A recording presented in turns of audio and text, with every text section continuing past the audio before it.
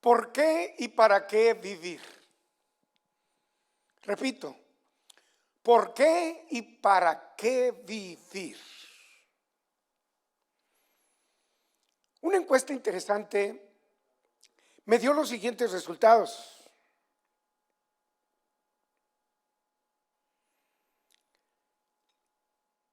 En conversaciones con diversas personas les he preguntado de diferentes formas, incluso también por teléfono, en confianza, ¿cuál es la razón o razones que más te ayudan a ti para vivir? Las cosas que más te ayudan para vivir. ¿Razones para vivir? Sí, efectivamente. Sí, razones que tú consideras vitales y válidas para vivir. Razones de por qué vives. Algunas con sencillez, con humildad, pero con cierta tristeza, me han contestado: francamente no sé. Y se quedaron pensativos, como sorprendidos y como deseosos de descifrar este enigma o esta pregunta. Y francamente, bueno, dice, francamente no lo sé. Se quedan pensativos, como sorprendidos y como deseosos de saber más acerca de esto, ponerse a reflexionar y consultar sobre el tema para no tener que contestar con ignorancia o con dudas. La respuesta normalmente ha sido, pues no lo sé, francamente no lo sé. Alguien, al interrogar lo mismo, se sorprenden un poco y luego me han dicho: bueno, yo nunca me he puesto a pensar eso. ¿Pero no te parece necesario pensar en eso? Creo que sí, pero ya ve, vive uno tan deprisa y con tantas preocupaciones que no le dan a uno tiempo para pensar en cosas como estas, difíciles. Algunos a la misma pregunta, ¿por qué vivimos?, me han contestado: bueno, yo creo que porque Dios así lo ha querido. Eso me refiero al ambiente de la iglesia, entre los hermanos. Él nos ha puesto en el mundo para que vivamos. Y Dios lo ha querido así. ¿Y por qué Dios lo ha querido hacer así? Bueno, alguien contesta, pues, para que nos multipliquemos. ¿Y para qué nos multiplicamos? Bueno, me supongo que ya terminada la vida y haber nacido y crecido y tener hijos, pues para ir al cielo.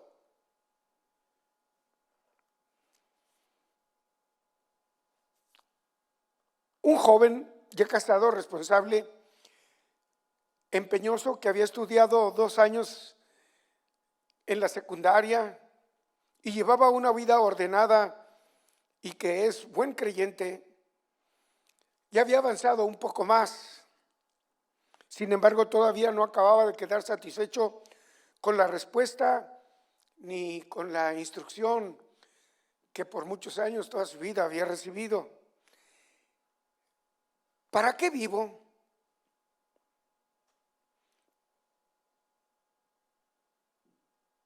Porque mis padres se conocieron, se amaron, se casaron y me engendraron. Por eso vivo. ¿Por qué vivimos? ¿Para qué vivimos? Bueno, porque mis abuelos se conocieron, se enamoraron, se casaron y engendraron a mi padre o a mi madre. Vamos hacia adelante. La primera pareja humana, Adán y Eva, ¿por qué vinieron a la vida?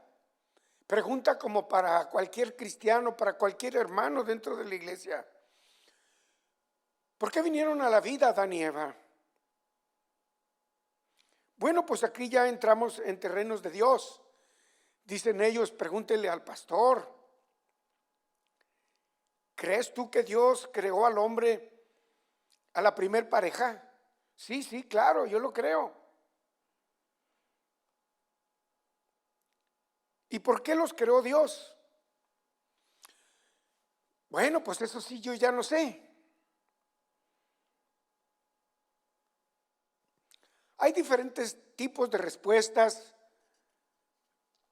Puede haber respuestas intelectuales muy importantes.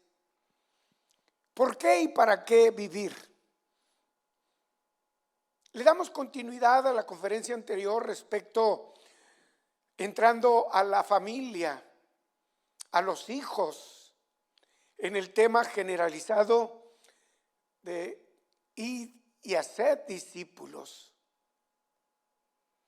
Y encontramos que la familia es muy importante, que los hijos son muy importantes. Pero ¿por qué y para qué vivir, digamos, nosotros? ¿Qué hago yo aquí? ¿Quién soy? ¿Cuál es el sentido de mi existencia? Estas preguntas sin respuestas satisfactorias son la causa de muchos perdidos, no en el pecado, perdidos en el mundo, perdidos en la vida, de muchas familias cristianas perdidas en la vida que todavía no entienden la razón de su existencia y por qué y para qué vivir. Desde la adolescencia hasta la edad madura, no encontramos muy bien una respuesta a esto. No le encontramos sentido a la existencia de nuestra familia y a la existencia nuestra. Cuando el hombre o la mujer llegan a la vida adulta, simplemente optamos por la resignación. La confusión del ser humano en esta vida es muy común en la cámara íntima de cada ser humano. El hombre no está satisfecho ni convencido en su colección de respuestas a estas preguntas importantes, aunque no haya muchas, las hay. Un último porcentaje de la humanidad se encuentra totalmente perdida, pues lleva miles de años trazando su propio rumbo y saber el camino correcto, pero ni siquiera para saber cómo vivir la vida en paz y correcta para tener éxito en la vida, cualquier tipo de vida que se viva, ya sea fuera de la iglesia o dentro de la iglesia. Está claro, pues, que los hombres generalizadamente necesitamos ayuda, mucha ayuda. El hombre no es dueño de hacer su voluntad. Comenzamos por ahí. No es algo que podemos inventar, no es algo que podemos decidir. El hombre no es dueño de hacer su voluntad. Dice la escritura en Jeremías capítulo 10, verso 23, conozco, oh Jehová, que el hombre no es señor de su camino, ni del hombre que camina es el ordenar sus pasos. No es del hombre. Tenemos que buscarlo como respuesta. ¿Dónde? Tal vez en papá, en mamá, en algún hermano, en el pastor, en algún filósofo, en el maestro de la escuela. No. El lugar más indicado y la persona más indicada es quien nos creó, o sea, al Creador. Y así ha dicho Jehová: en Isaías 48, verso 17. Redentor tuyo, el Señor de Israel. Yo soy Jehová tu Dios, que te enseña provechosamente.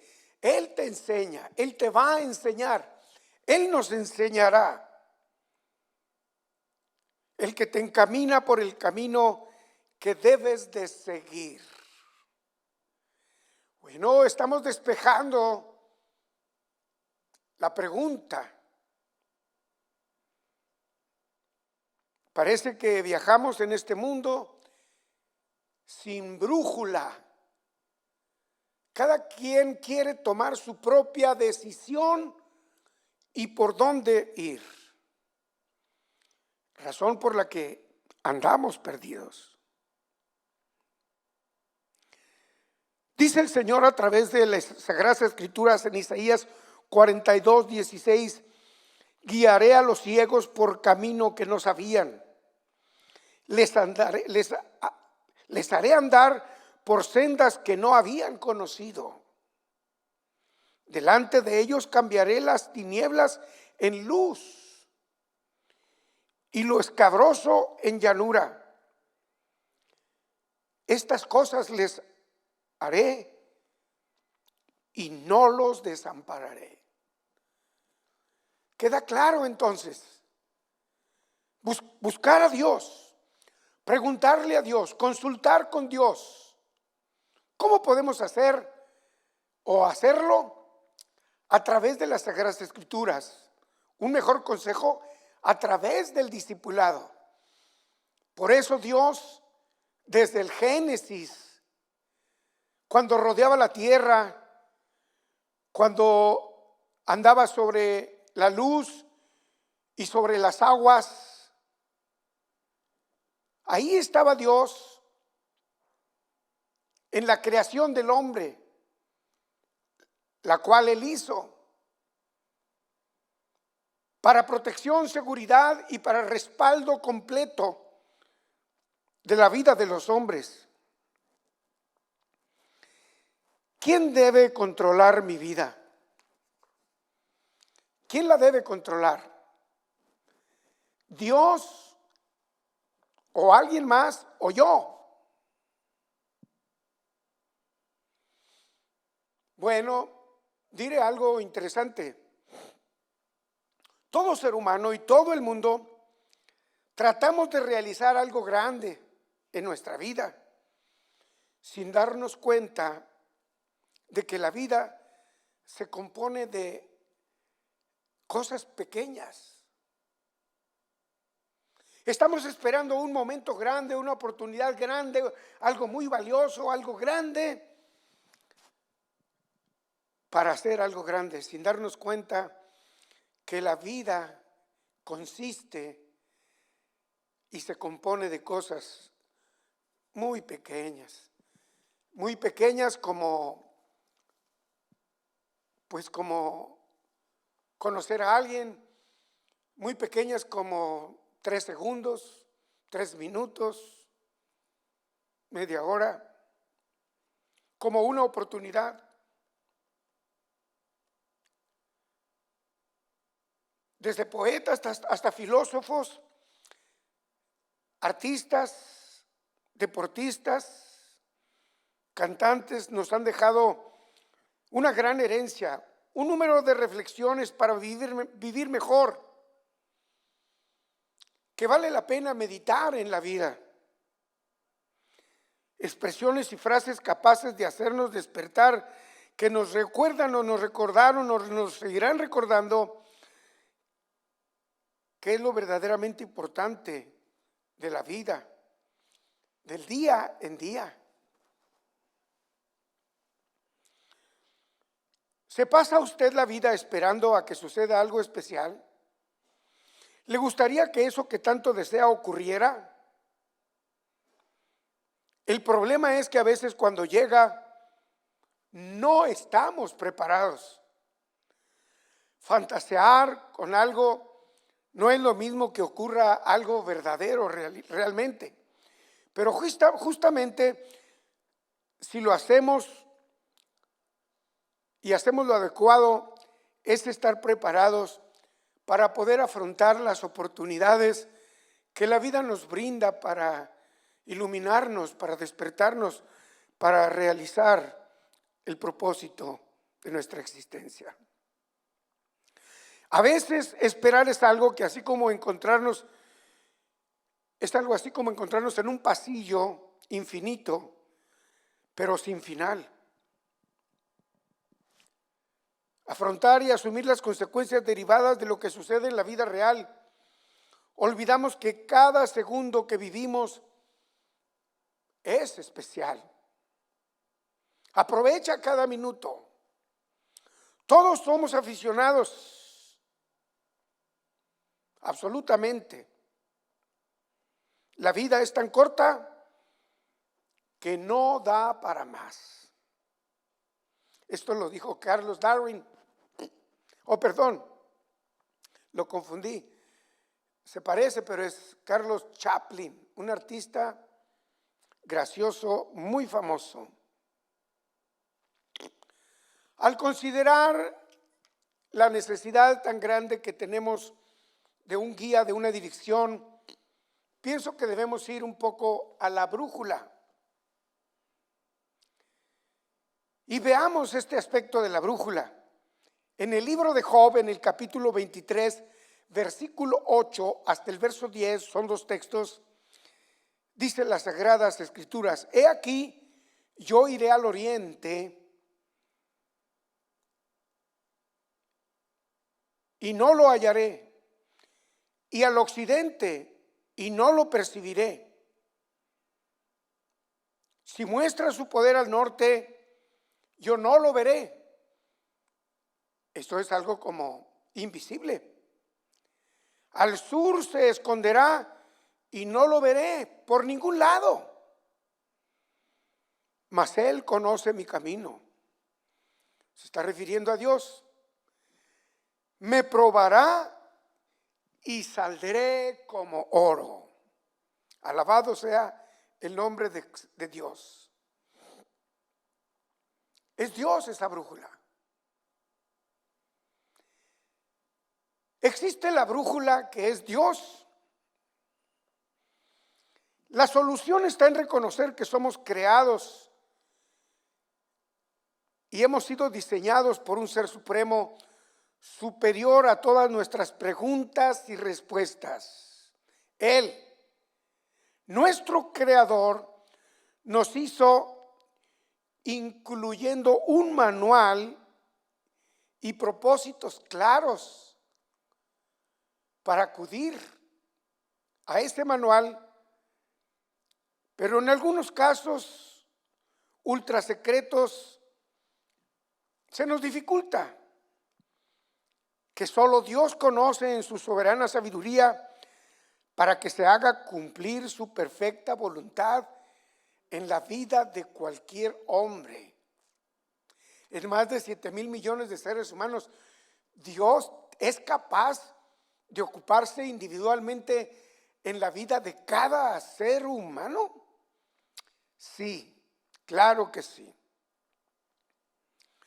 El hombre en su mediana soberanía íntima personal puede ejercer su voluntad y puede hacer lo que decida en desobediencia. Al hombre nadie se lo puede impedir, pero también nadie le puede impedir y evitar las consecuencias, reconociendo que a Dios sí le importa. Y aunque mucha gente piensa que a Dios no le afecta, sí le afecta, a Dios le afecta. Porque Él se las arreglará de alguna forma para que contigo y sin ti se haga lo que Dios quiere, que se haga la voluntad de Dios. Para la voluntad de Dios no eres importante. Lo hagas o no lo hagas, al final del mundo se hará y se terminará haciendo la voluntad de Dios, aunque tú hagas o yo haga lo contrario, o aunque todo el mundo haga lo contrario. El discipulado es el medio de capacitación de Dios para el hombre. Dios puso los medios desde Adán hasta el día de hoy para capacitarnos de alguna forma, con el fin de hacerlo entender o hacernos entender cómo es el procedimiento y el método, ese método de la vida. Yo quiero encontrar el sistema de reglas y principios divinos para vivir mi vida, enseñar a los demás de igual manera, ya que todos lo necesitamos. Es de vital importancia, de mayor importancia que la misma vida. Dios es nuestra brújula. La Biblia siempre le enseña al creyente la dirección correcta y nunca se equivoca, nunca se ha equivocado y nunca se equivocará. Hablando de la Biblia, dice en segunda de las escrituras de Pablo a Timoteo, capítulo 3, verso 16, toda la escritura es inspirada por Dios, toda, y útil para enseñar, para redarguir, para corregir, para instruir en justicia, a fin de que el hombre de Dios sea perfecto, enteramente preparado, completamente preparado para toda buena obra en la vida humana. Segunda carta del apóstol Pablo a Timoteo, capítulo 3, versículo 16. Dígame usted si está oyendo, si entiende que esta brújula es perfecta, no comete errores. Eso indica que en realidad Dios se ha asegurado de no equivocarse con nosotros. Dios quiere bendecirnos. Dios quiere bendecirlo a usted. La bendición de Dios para ti, tus hijos, por 1000 generaciones, por el resto de la existencia de tu vida, o sea, a través de tu vida, por 1000 generaciones. Y Jehová dijo a Abraham, después que Lot se apartó de él, alza ahora tus ojos y mira desde el lugar donde estás hacia el norte y hacia el sur, y al oriente y al occidente, porque toda la tierra que ves te la daré a ti, a tu descendencia para siempre, y haré tu descendencia como el polvo de la tierra, que si alguno puede contar el polvo de la tierra, también tu descendencia será contada. Levántate y ve por la tierra. Génesis capítulo 15, versículo 17. Sin embargo, a pesar de que Dios es nuestro Padre y se ha preocupado por nosotros desde Adán hasta hoy, a pesar de que Dios nos ama y nos ha demostrado que nos ama tanto, el hombre siempre ha sido malo con Dios. A través de la historia civil, de la historia universal, de la historia humana, el hombre siempre ha sido malo con Dios. El hombre a quien Dios tanto ha amado, Siempre ha sido cruel y traicionero con Dios. Dios amó tanto a su pueblo Israel, hizo tanto por ellos. Veamos lo que dice la Biblia, las Sagradas Escrituras. Porque ¿qué nación grande hay que tenga dioses tan cercanos a ellos como lo está Jehová nuestro Dios en todo lo que le pedimos? ¿Dónde hay un Dios similar en todas las religiones, en todas las denominaciones, en las 12 religiones vivas? ¿Y qué nación grande hay que tenga estatutos y juicios como es toda esta ley que yo pongo hoy delante de vosotros? Hermanos, por amor a Dios, no hay nunca ni habrá algo semejante de capacitación de Dios para sus hijos, los discípulos. ¿Cómo amó Dios a su pueblo? ¿Cómo ha amado al hombre, al ser humano? Porque tú eres pueblo santo para Jehová tu Dios, nos dice. Jehová tu Dios te ha escogido para hacerle un pueblo especial, más que todos los pueblos que están sobre la tierra. No por ser vosotros más que todos los pueblos que han surgido, que han querido. Dios os ha querido y os ha juzgado, pues vosotros erais el más insignificante de todos los pueblos. Le estaba hablando entonces al pueblo de Israel, sino por cuanto Jehová os amó, simplemente porque Él escogió a su pueblo.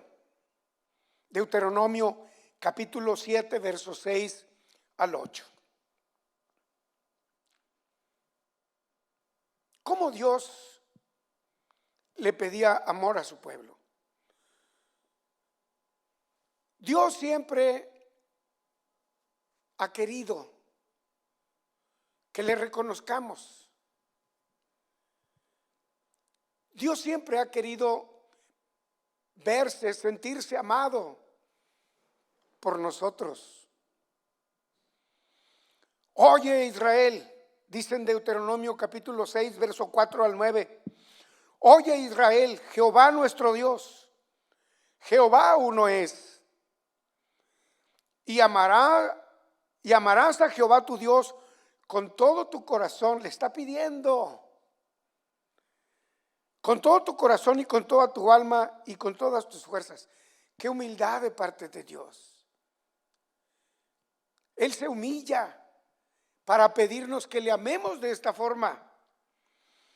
Y estas palabras que yo te mando hoy estarán sobre tu corazón y las repetirás a tus hijos y hablarás de ellas estando en tu casa y andando por el camino y al acostarte y cuando te levantes.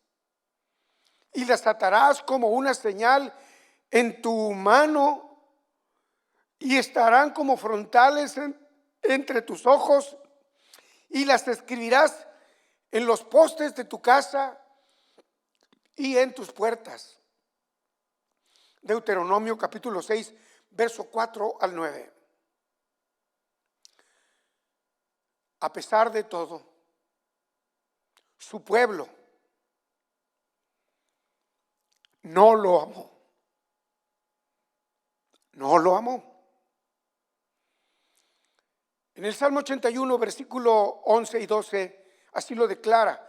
Pero mi pueblo no oyó mi voz e Israel no me quiso a mí. Los dejé, por tanto, a la dureza de su corazón. Qué triste. Ahora vemos como resultado que el pueblo de Israel, al no amarlo, el pueblo aborrece a Dios Y luego Dios responde. Dice la Biblia que adoraron a otros dioses, a ídolos, pronunciaron palabras inapropiadas contra Dios, construyeron santuarios a otros dioses, y santuarios paganos, cometieron hechos perversos, despreciaron las leyes del Señor, se hicieron idólatras, practicaron la adivinación, quemaron a sus hijos para otros dioses. El Salmo 106, versos 6 y 7 dice: pecamos nosotros como nuestros padres hicieron, hicimos iniquidad, hicimos impiedad. Nuestros padres en Egipto no entendieron tus maravillas, no se acordaron de la muchedumbre de tus misericordias. Esto es desagradable y muy triste. Esta es la situación entre Dios y el hombre. El mundo hasta la actualidad en la historia también lo sigue aborreciendo. No lo amamos. Gradualmente también yo me incluyo. Quizás en menor escala, pero yo también. Me duele, pero también hay momentos en que lo aborrezco. No con palabras, quizás no con sentimientos, pero sí con hechos. Si el mundo os aborrece, sabed que a mí me ha aborrecido antes que a vosotros. Está escrito en San Juan capítulo 15, verso 18. Y ellos se llenaron de furor y hablaban entre sí: ¿qué podrían hacer para dañar contra Jesús? Lucas capítulo 6, verso 11. San Juan capítulo 19, verso 6 dice: cuando le vieron los principales sacerdotes religiosos de su religión, del judaísmo, que conocían todas las historias y todos los milagros de todo el Antiguo Testamento, junto con los alguaciles, estos sacerdotes dieron voces diciendo en grito: crucifícale, crucifícale. Ellos le mataron. San Juan capítulo 19, verso 6.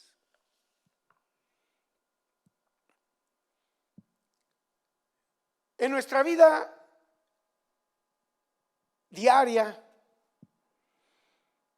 encontramos excusas personales claras, evidentes, que son excusas vergonzosas. ¿Estamos seguros que hay Dios? Ponen esa excusa. La respuesta está en la palabra de Dios, la Biblia.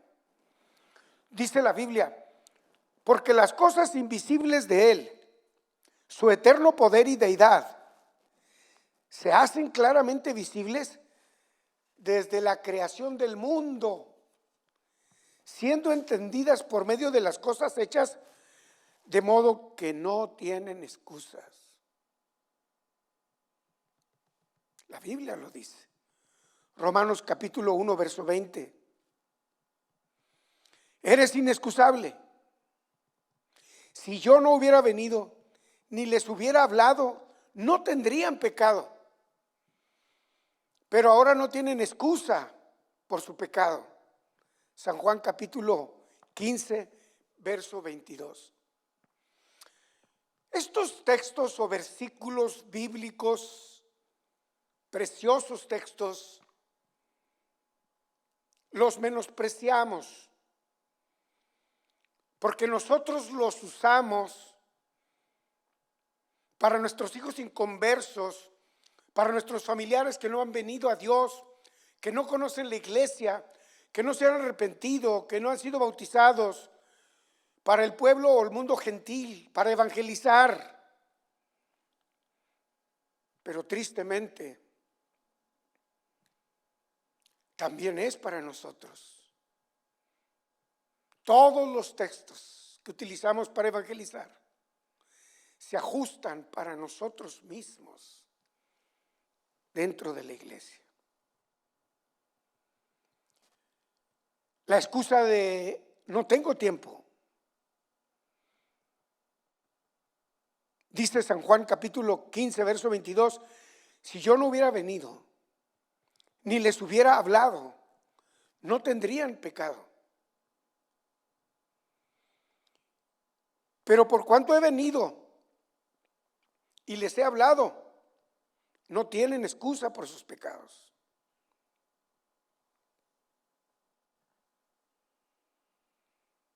Cuando dicen no tengo tiempo, de la misma manera. En la vida del cristiano hay tiempo para todo, pero hay muy poquito para Dios.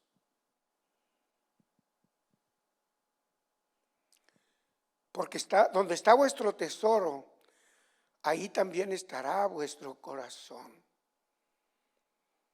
Sí, porque nos podemos pasar 8 horas en el trabajo y si es posible 9 o 10, si nos pagan bien.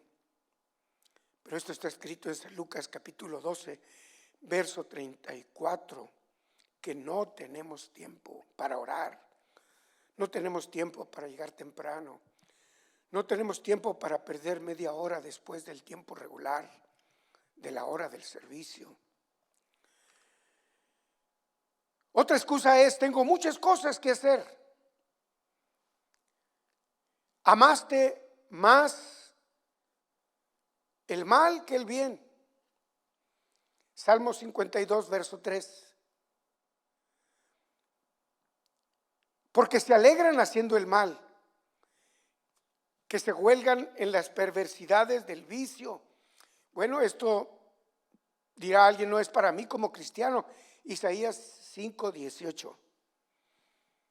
¿No alcanzará a ser perversidad la glotonería?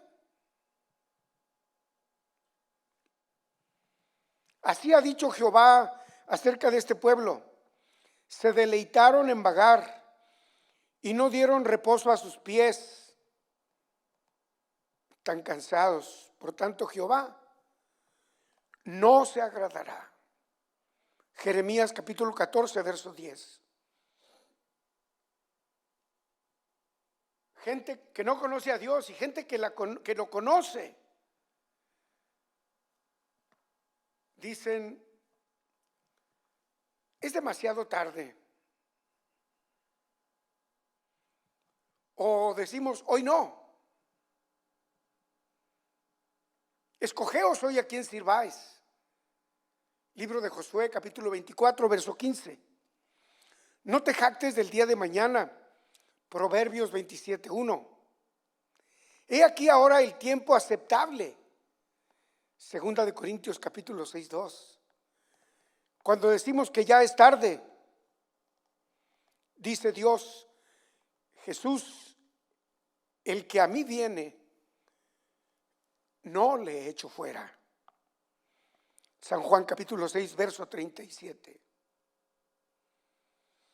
Bueno, otro de los pretextos es, bueno, al cabo es Dios. No hay peligro. Dios es amor. ¿Pero qué? Si la Biblia dice que Dios no perdonó ni a los ángeles que pecaron. Primera de Pedro capítulo 2, verso 4. Alguien dice, es mucho compromiso. Yo estoy en la iglesia, pero no estoy muy adentro. Porque no quiero mucho compromiso con Dios, no quiero mucho compromiso con la iglesia. La Biblia dice, porque ¿qué aprovechará el hombre si ganare todo el mundo y perdiere su alma? Marcos 3:36. Las personas del mundo suelen decir, Bueno, me gusta el evangelio, me gusta la iglesia, pero no puedo dejar a mis familiares y a mis amigos.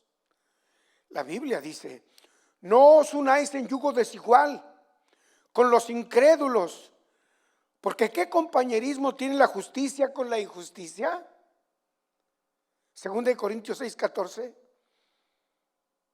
El que ama al padre o madre más que a mí, oiga usted eso, el que ama a su padre y a su madre más que a mí, no es digno de mí. Lo digo con energía porque es necesario entenderlo. San Mateo capítulo 10, verso 37. O alguien definitivamente con pretextos dice: yo no creo en eso. Dice la Biblia: por eso Dios les envía un poder engañoso para que crean en la mentira, a fin de que sean condenados todos los que no creyeron a la verdad, sino que se cumplieron y se complacieron en sus injusticias. Segunda de Tesalonicenses capítulo 2, versículo 11 y 12. Cuando usted lo necesite con desesperación, con angustia, con dolor, ¿tendrá Dios tiempo para usted? Pues dice la Biblia como respuesta: por cuanto llamé y no quisiste oír, extendí mi mano y no hubo quien atendiese, sino que desechasteis todo consejo mío y mi reprensión no quisisteis. También yo me reiré en vuestra calamidad y me burlaré cuando os viniere lo que teméis. Y vuestra calamidad llegará como un torbellino, cuando sobre vosotros viniere tribulación y angustia. Entonces me llamarán y yo no responderé. Me buscarán de mañana y no me hallarán. Proverbios capítulo 1, verso 24 al 29. Buscad a Jehová mientras puede ser hallado. Llamadle en tanto que está cercano. Deje el impío su camino y el hombre inicuo sus pensamientos, y vuélvase a Jehová, el cual tendrá misericordia, y el Dios nuestro, el cual será amplio en perdonar. Esto está escrito en Isaías capítulo 55, versos 6 y 7. La vida te será más clara que el mediodía, aunque oscureciere, será como la mañana. Siempre que Dios esté cerca de ti, o al conocer a Dios. Job capítulo 11, verso 17. También dice la Biblia en Daniel capítulo 12, verso 3: los entendidos resplandecerán como el resplandor del firmamento, y los que enseñan la justicia a la multitud como las estrellas brillando a perpetua eternidad.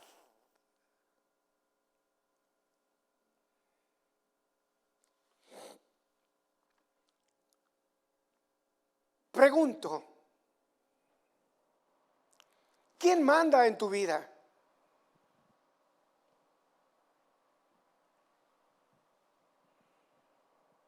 ¿Quién manda en tu vida?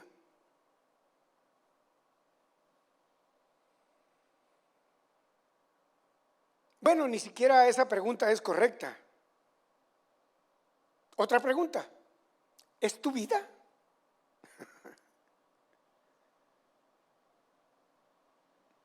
No lo es.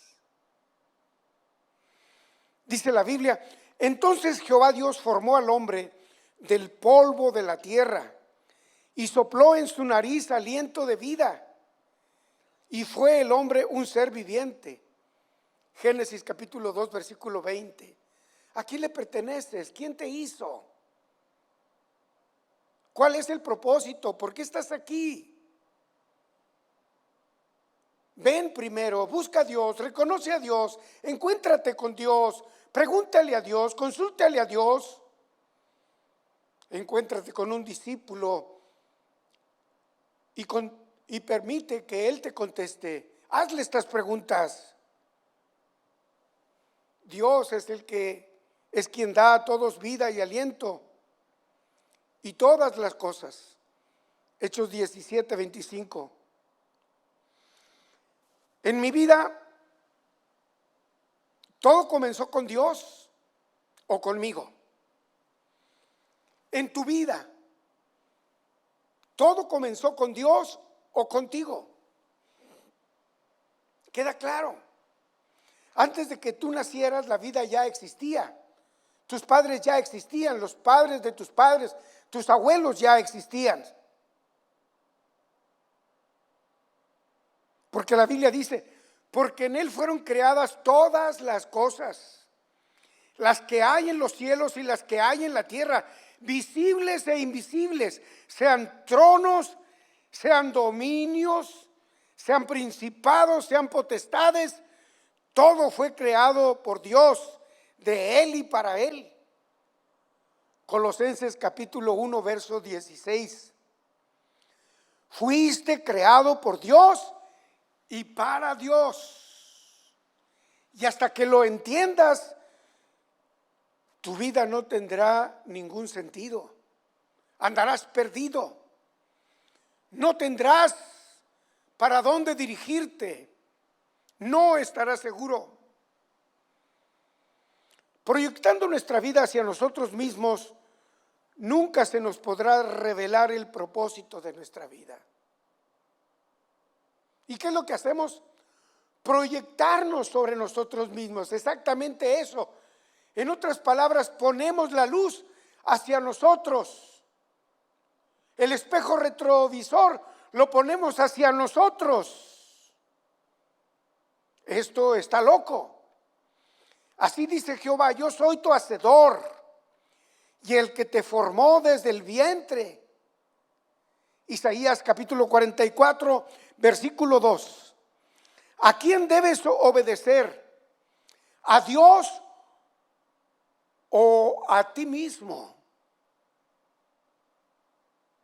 ¿Con quién estás en deuda? ¿A quién le debes la vida?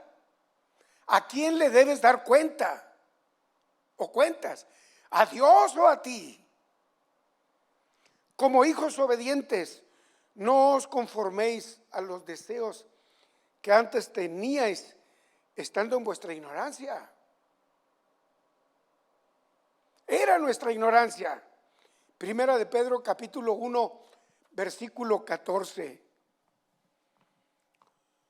Tu vida y mi vida no es un accidente. Si tus padres no te planificaron, Dios sí lo hizo. Y si tus padres te planificaron para nacer. Ese era el plan. De ahí en adelante, lo más seguro es que no haya ningún plan. Pero la Biblia dice, y sabemos que a los que aman a Dios todas las cosas les ayudan a bien. Esto es, a los que conforme a su propósito son llamados. O sea, hay que buscar su propósito. Romanos capítulo 8, 28. ¿Cuál es tu propósito, Dios? Dios te va a indicar. Yo te puedo indicar lo que dice Dios acerca de ti. ¿Quién eres? ¿Y a quién le perteneces? La Biblia dice, porque de Él y por Él y para Él son todas las cosas, como lo quieras preguntar. A Él sea gloria por los siglos de los siglos. Amén. Romanos 11, 36. Pregúntale a Dios por tu vida. ¿Por qué estás aquí en la tierra? ¿Cuál es la voluntad de Dios en tu vida? ¿Estás dispuesto a hacer la voluntad de Dios en tu vida?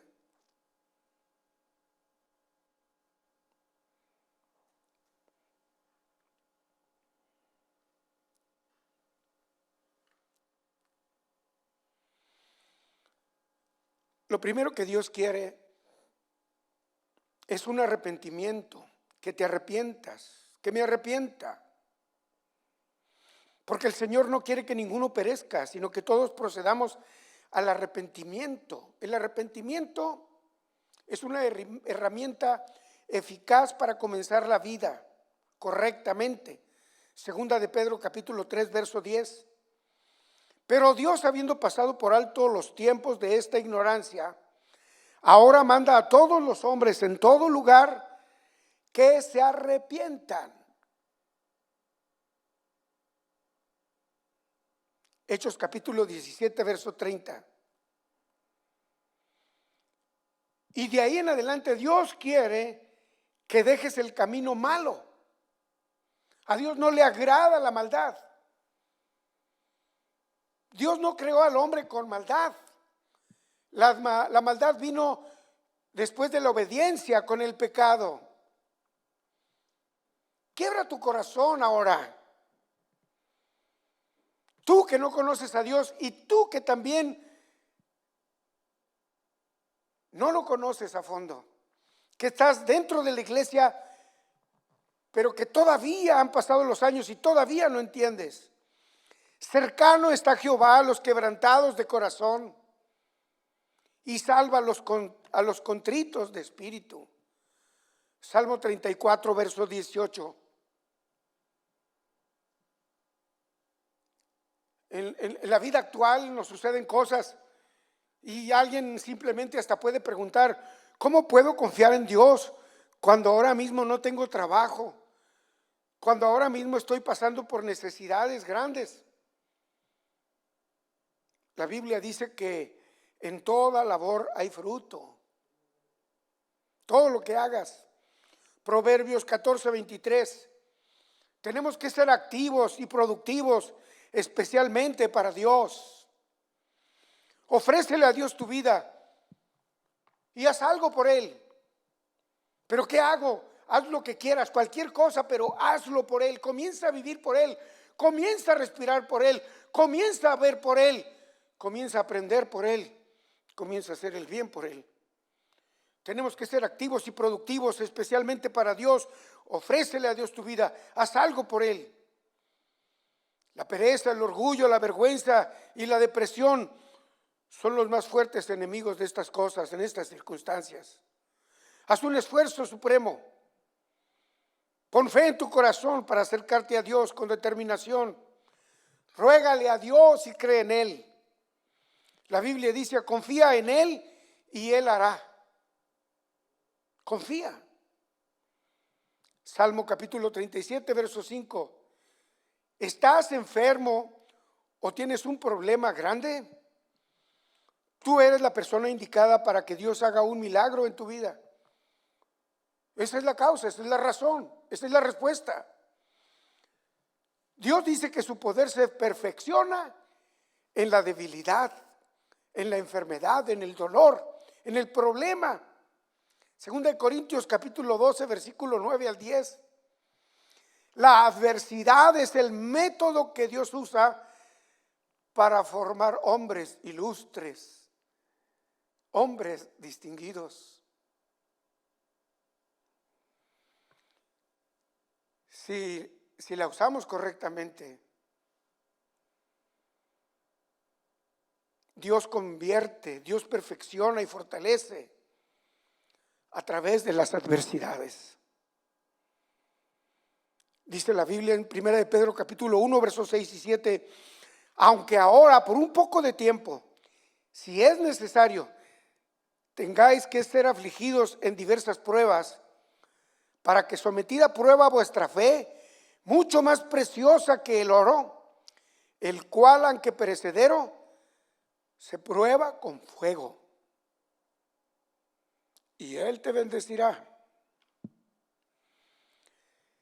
La adversidad es una de las experiencias inevitables de la vida, pero necesarias y buenas. Las aflicciones suelen causarnos desánimo y desesperación. Si viviéramos la vida sin adversidad, sin luchas y pruebas, sin sufrimientos, ¿qué sabríamos acerca de Dios en nuestra vida personal? ¿Qué saben de la vida los que nunca han sufrido?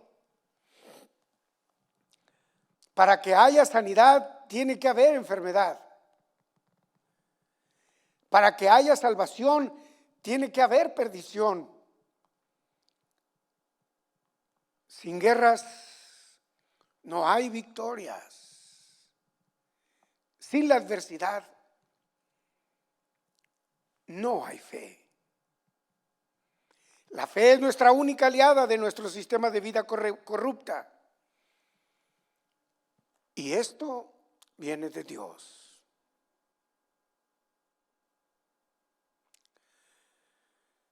Ahora, observando la necesidad que tenemos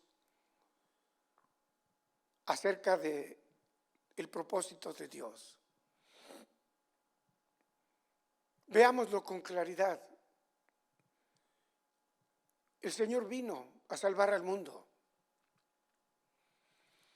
Y cuando inició su ministerio, Jesús tuvo éxito, mucho éxito.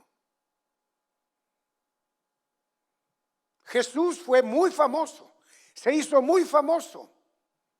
Todos los pueblos, las ciudades, las aldeas, las multitudes de gentes estaban detrás de él. Era algo deseable. Todo mundo quiere ser famoso.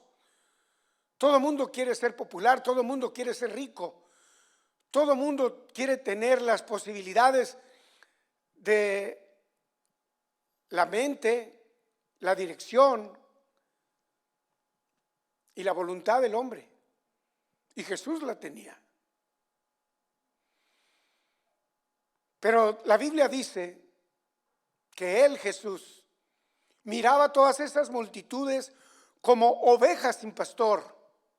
¿Cómo? Contradiciéndose a sí mismo. Él es el pastor de pastores.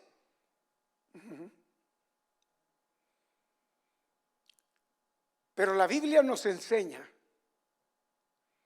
que Jesús nunca puso atención, nunca se interesó por las multitudes, nunca se interesó por la popularidad, por la aceptación, por el cariño, por el aprecio interesado del mundo.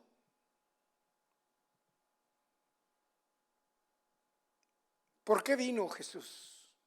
¿Para qué vino? Él vino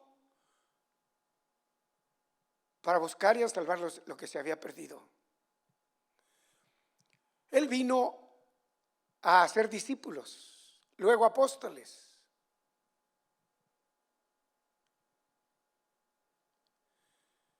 Y aunque lo seguían las multitudes, no las tomó, ni se aprovechó de ellas. Sencillamente no hizo caso. Él vino con propósitos y uno de ellas era hacer discípulos, luego hacer apóstoles, luego a establecer su iglesia y así sucesivamente. El plan de salvación consistía generalizadamente para todos. Todos tenían que pasar por su regalo, el don divino de la gracia, de su cuerpo y de su sangre, para salvar a toda la humanidad. Pero él vino a ser discípulos y ordenó la continuidad como mandamiento, como ordenanza. Nos dio una orden, no 2, ni 3, ni 4, para que no se confundan. La orden está clara. Hay una orden y la orden está dada. Hay una orden y la orden está hecha. En menor escala, pero está hecha y se está haciendo esa orden. ¿Qué pasa cuando usted va por un restaurante y usted paga y luego le dicen la orden ya está hecha? Es que ya no hay que esperar. Así también ya no hay que esperar. La orden ya está hecha.